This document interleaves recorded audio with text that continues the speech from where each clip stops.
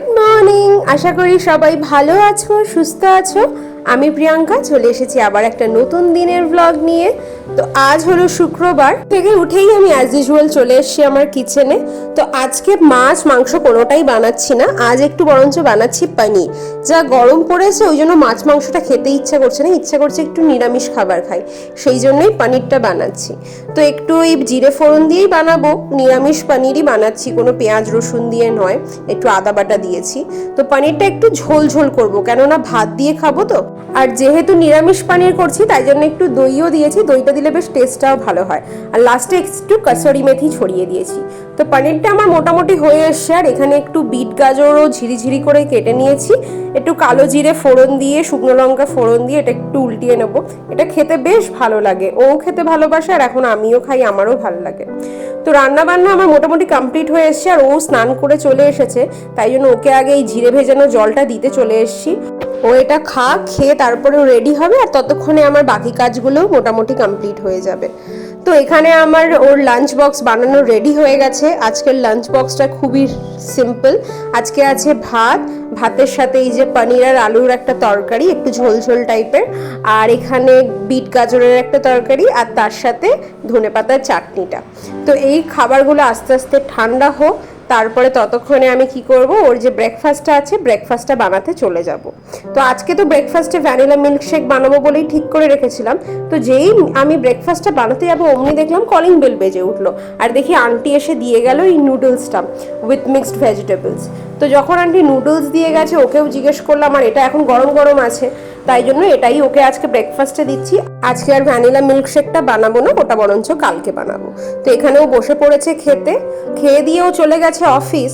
আর আমি এখানে একটু পনির নিয়ে নিয়েছি, একটু আমপোড়া শরবত নিয়ে নিয়েছি, আর একটু নিয়ে নিয়েছি বিট গাজরের তরকারি। আন্টিকে দিয়ে এলাম, দিয়ে এসে তারপরে ঘরের কাজগুলো কমপ্লিট করছিলাম। সব কাজ হয়ে গেছে, আর এখন মোটামুটি বাজে 9:30 মতো। আর আমি এতক্ষণ ধরে জল খাওয়ার একটু টাইমও পাইনি, তো এই জন্য এখন আমি চলে এসেছি আমার জিরে ভেজানো জলটা খেতে খালি পেটে। আসলে সকালে উঠে ওই যে এক নিঃশ্বাসে কাজটা করে যাই না, তখন আর একদম টাইম থাকে না যে নিজের জন্য আবার বসে জলটা খাবো। তো চলো জলটা খেয়ে এবারে অফিসের কাজটা করতে বসি।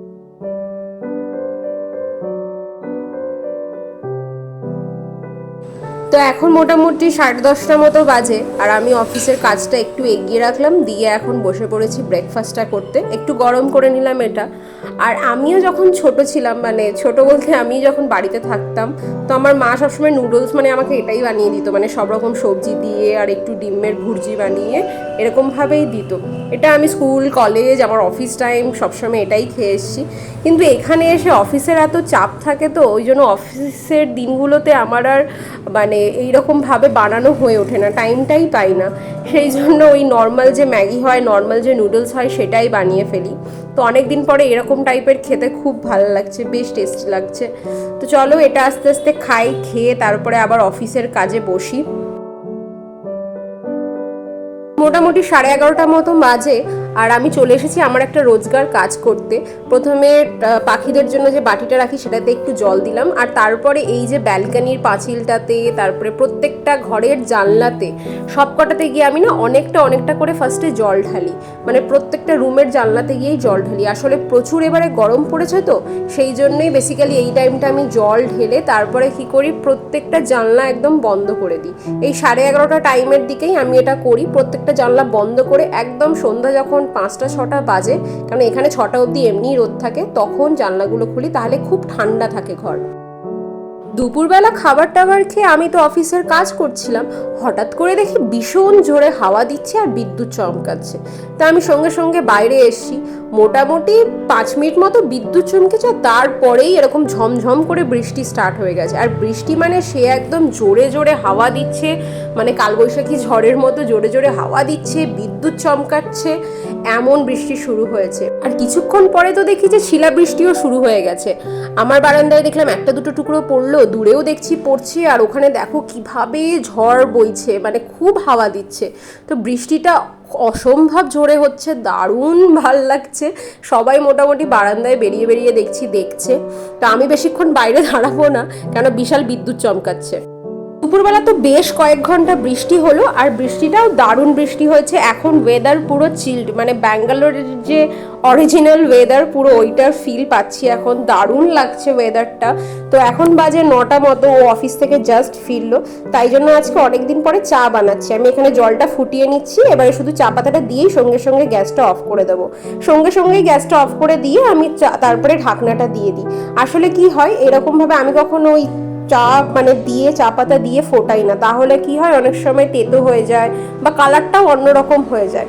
তো তারপরে এইরকমভাবে চাপা দেওয়ার পরে মোটামুটি 5 মিনিট পরে খুলি, আর তখন রংটাও খুব সুন্দর হয়, একটা চায়ের যে লাল রংটা হয় সেইটা আসে। এই কদিন গরমের জন্য তো আমরা চা খাওয়া ভুলেই গেছিলাম, মানে এইরকম রাত সন্ধ্যাবেলায় র চা বসে খাওয়া। তো আজকে র চা নিয়েছি, আর এখানে নিয়েছি ম্যালকিস্ট বিস্কিট। এই ম্যালকিস্ট বিস্কিটটা কীরকম বলো তো, ছোটোবেলায় যেরকম তোমরা হয়তো অনেকেই জানো যে আমরা বিস্কিটের মাঝখানে বাটার লাগিয়ে চিনি দিয়ে খেতাম, এটা ঠিক ওরকমই। এটার মাঝখানে চিজ থাকে আর চিনি দিয়ে থাকে। বিস্কিটটা ভীষণ হেভিও হয়, মানে একটা দুটো খেলেই বিস্কিটটা ভীষণ পেট ভরে যায়। তো আমরা এখন এই চা বিস্কিটই খাবো, আর তার সাথে কেকেআরের ম্যাচও চলছে।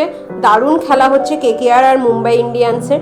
তো এখন ম্যাচ দেখবো আর চাটা আমেজ করে খাবো, কেননা বাইরে যা ওয়েদার দারুণ মজা লাগছে, মানে পুরো ঠান্ডা হয়ে গেছে। তো চলো, এখন বাজে এই 10টা মতো, আমরা আমাদের ডিনার নিয়ে অলরেডি বসে পড়েছি। তো আজকের ভিডিওটা এতটাই থাক। যদি ভিডিও ভালো লাগে তাহলে একটা লাইক করে দিও, কমেন্টেও অবশ্যই জানিও ভিডিও কেমন লাগছে। আর সবাই ভালো থেকো, সুস্থ থেকো। আমার চ্যানেলে নতুন হয়ে থাকলে একটা সাবস্ক্রাইব করে দিও। দেখা হবে খুব শিগগিরই। Thank you so much.